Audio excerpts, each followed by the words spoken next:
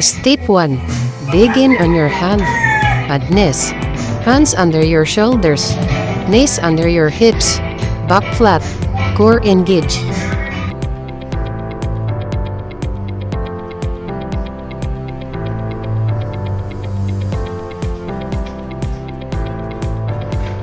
Step 2. Extension. Demonstrate the slow, controlled extension. Extend one arm forward and the opposite leg back.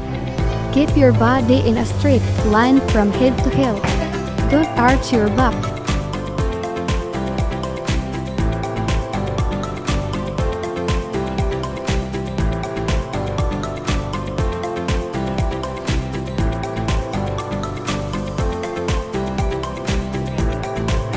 Step 3.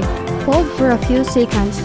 Hold this position for 2 to 3 seconds, feeling the core engage.